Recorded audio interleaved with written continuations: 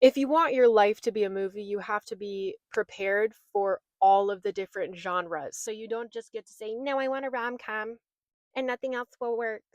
Mm-mm. If you don't let yourself create, you will explode.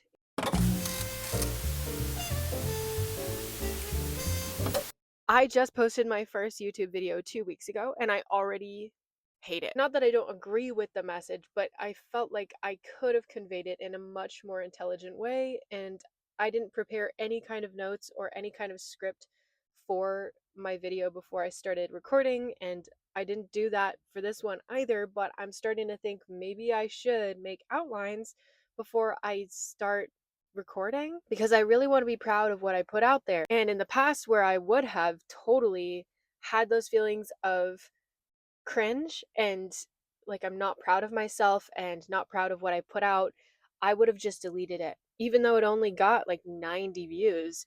On YouTube, to me, that's a huge deal. And that means that people are watching. The internet is so saturated with information. I want you to have a good experience when you come across my content, if you ever do. But let's unpack this big old can of worms, shall we? All the world's a stage and all the men and women merely players. Every single thing that you have ever identified with is simply a story. Humans are a storytelling species.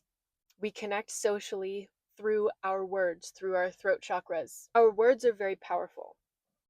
They have the power to elicit emotion, to move people to action, to change the world.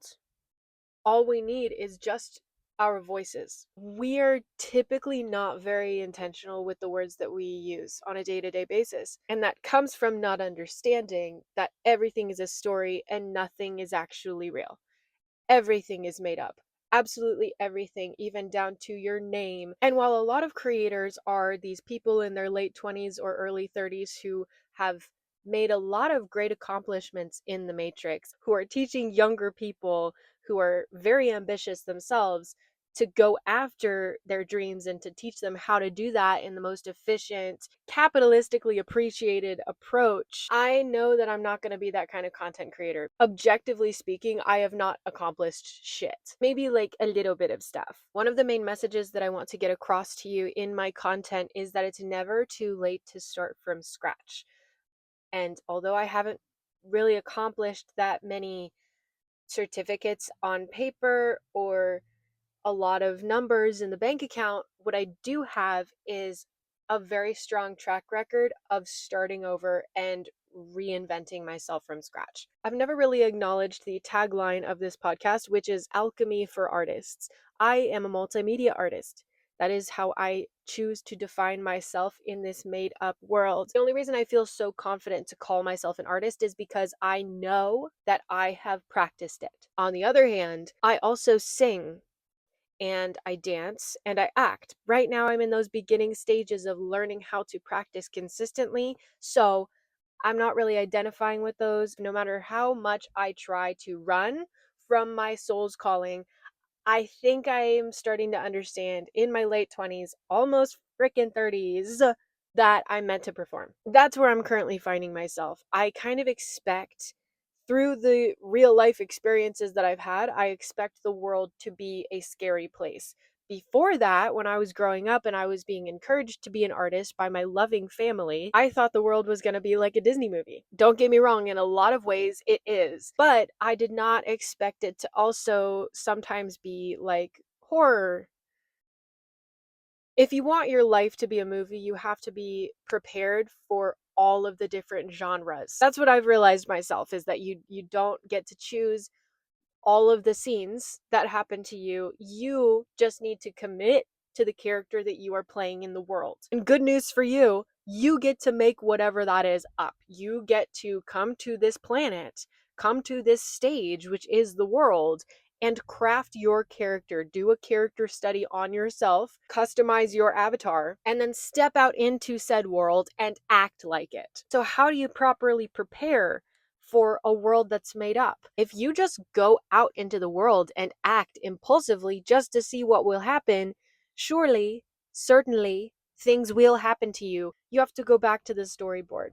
You have to go back to the writer's room. This takes a significant amount of discernment and belief in the process. The starting of the process is very romantic, very exciting, but then the process itself is grueling. Discernment means to know the difference between things and whether or not they are in alignment with the story that you are telling. That comes down to every single moment of your life.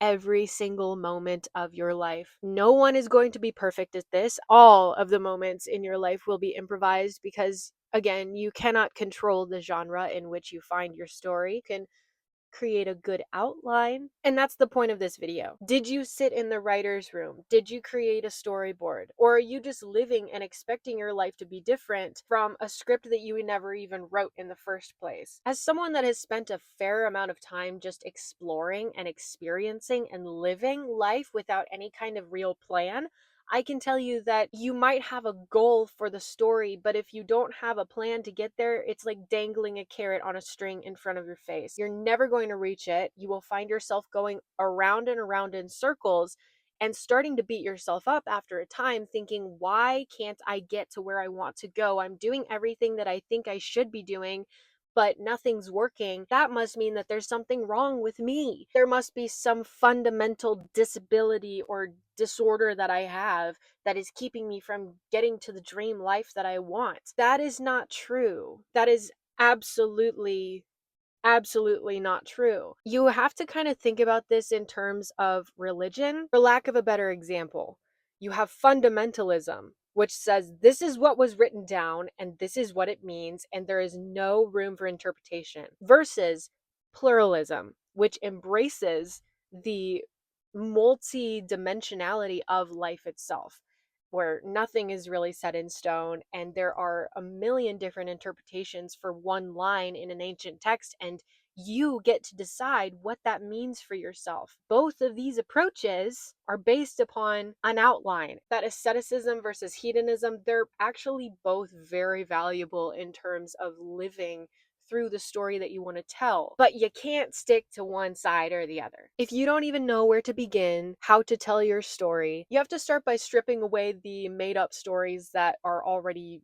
within your consciousness. What your name is, how you dress, how you wear your hair, what you do with your time, who you spend your time with, what you put in your body, what you choose to eat, what you choose to consume. You have to strip all of these outside things, all of these worldly things from you. What is you? What is the you that I'm referring to? It is the very thing that drew you to watch this video at this point in time. Everything is made up. I'm recording this in my van alone, looking at a tiny glowing green dot on my iPhone. I don't know when you are going to be clicking on this video, and you will never be able to sit here in the moment with me to hear these words, and yet you're still hearing them. That's weird. How are we doing this? It is because of the soul. Our souls are talking right now.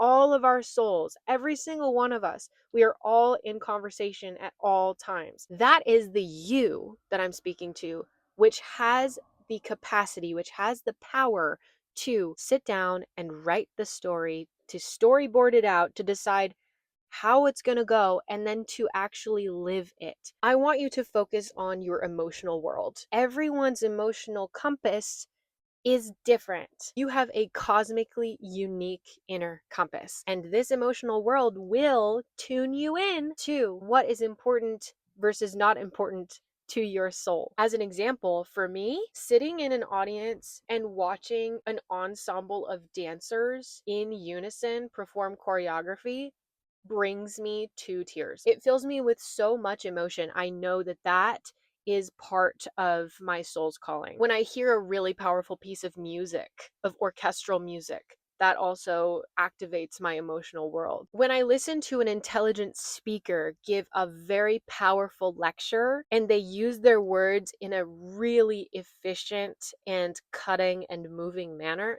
that also brings me to tears. Also, being one-on-one with another human being really usually brings me to tears. If I'm having a heart-to-heart, soul-to-soul connection with someone, regardless of whether they're my romantic partner or not, I will be so deeply invested in talking to that person that sometimes I can't help myself. I gotta cry. These are things that I like to call breadcrumbs of the soul. Little pieces of information throughout the universe that are calling to you specifically. You.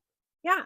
telling you where the universe wants you to step next. If nothing is real and nothing has any meaning, then that means you get to create the meaning for your life. All good actors are able to visually convey the highs and lows of lived experience. And if you're not even willing to feel them, how do you expect your life to be a movie if you're not also willing to feel them enough to, even on a very, very subtle level, express them to the rest of the world? You can be stoic. That's cool. That's actually one of my biggest goals. I like how theatrical I am, but I really need to tone it back. I do not like being the warmest, most welcoming person in the room. I've had far too many people come up to me and tell me their entire life stories within 15 minutes. And I do not really have the biggest capacity for that kind of thing anymore. So you get to run smaller experiments within this larger science experiment that is your life. You have full permission right now to let go of everything that you ever were, did, had, messed up. It was all made up anyway. At this point in my life, I am starting to consider some really big things, bigger than I ever thought I was good enough for. Absolutely terrifying stuff, but that light my soul on fire. It's a debatable concept that the purpose of life is progress. I do see that there's a middle path. There's something in between progress and decay, and that is maintenance. Now that I've learned how to properly maintain myself, my health, my well being, my income, and also my personal enrichment, my personal academic and professional enrichment. From this maintenance, I can create a lot more. Stop identifying with the smaller version of yourself that thinks you can't do everything that you want to do in life. Life is made up, okay? You can do a really, really crazy, scary, bold thing. Don't hurt anyone, don't hurt yourself. But other than that, have a grand old time. As long as you have a good storyline, a good storyboard in place, you can improv all you want. You just have to have a good foundation. And from that foundation, you can create anything most abstract, most otherworldly, most never before seen. You know, the world is ready for that. The world needs that from you specifically. The only progress that doesn't matter is the progress that stops happening. So even if it's slow, even if it's 5 minutes a day, at least you're doing it 5 minutes a day, every day. It will become addictive over time. Taking good care of yourself, doing the things that you love to do, pouring back into yourself, and giving your soul to the rest of the world. You might have heard that performers in Hollywood, they sell their souls to the devil or whatever. No. When you are an artist, you are giving your soul to the world. Artists are not artists by choice. Usually we are born this way and then we just have to figure out what the hell to do with it, because if we don't express our art in one way or another, either we will have to be heavily sedated and suppressed for the rest of our lives, or we don't exist anymore. And that is very unfortunate. And I want as many artists to exist as possible. So you have to let yourself create. If you don't let yourself create, you will explode. That's all I got for this week. So thank you so much for tuning in. If you enjoyed watching this video, please leave a like, leave a comment to let me know what resonated the most, and share this with someone that might need to hear it. You can also subscribe to this channel to keep up with new episodes coming out every Monday. I love you. We'll talk soon. Bye, friends.